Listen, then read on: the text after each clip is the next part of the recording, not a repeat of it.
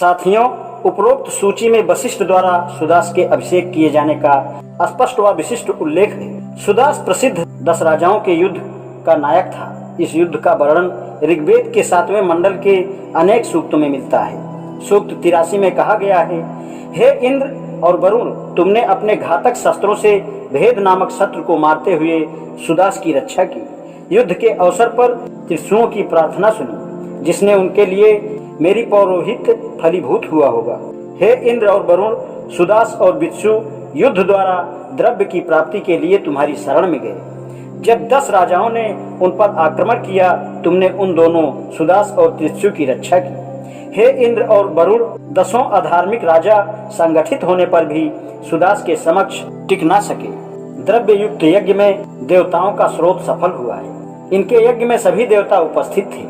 हे इंद्र और वरुण, तुम में से एक युद्ध में शत्रुओं का संहार करता है तथा दूसरा धार्मिक अनुष्ठानों की सदा रक्षा करता है।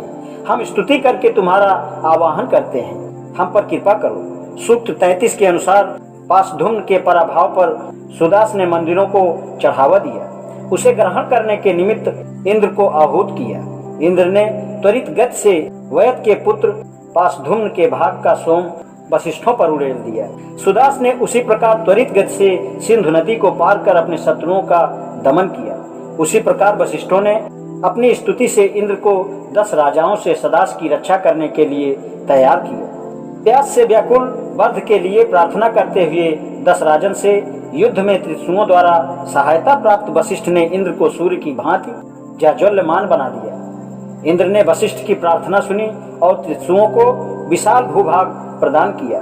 सूक्त 19 में बताया गया है, हे इंद्र, तुमने नैवेद्य अर्पित करने वाले सुदास की हर प्रकार से रक्षा की है। तुमने पुरकुत्स के पुत्र त्रिशदस्यु और पुरु को धरा पर आधिपत्य स्थापित करने के लिए युद्ध में शत्रुओं से बचाया है। हे इंद्र, दानी सुदास पर तुम्हारी अनंत कृपाएं हैं। मैं तुम्हारे 2 शक्तिशाली अश्व जोतता हूँ। हमारी स्तुति आप आराध्यों तक पहुँचे। 7वें मंडल के सूक्त 18 में कहा गया है, स्तोनीय इंद्र ने यरुठड़ी नदी के गहरे जल को सुदास के लिए तलस्पर्श और पार करने योग्य बना दिया। स्तोता के लिए नदियों के तरंगिनियां और अवरोधक शाम को दूर किया। स्तोता के लिए नदियों के तरंगायित और अवरोधक शाम को दूर किया।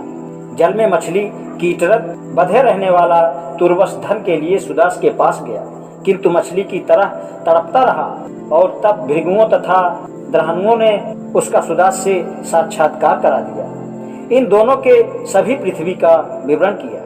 सुदास के मित्र इंद्र ने इससे सुदास की रक्षा की। हव्यों के पाचक कल्याण मुख तपस्या से अप्रवृद्ध विशाल हस्त और मंगलकारी व्यक्तियों ने इंद्र की स्तुति की। इंद्र ने आर्य की गायों को गो तस्करों से छुड़ाया और शत्रुओं को मारा। दुष्ट मानस और मंदमती शत्रुओं ने परुषणी नदी को खोदते हुए उसके दोनों तटों को गिरा दिया, किंतु इंद्र की कृपा से सुदास विश्वव्यापी हो गए और सुदास ने चम्मान के पुत्र कवि को मार दिया। परुषणी नदी का जल सामान्य रूप से गंतव्य धारा में बहने लगा। सुदास राजा का घोड़ा भी अपने गंतव्य स्थान को चला गया। इंद्र ने सुदास के अनेक शत्रुओं को पराजित किया।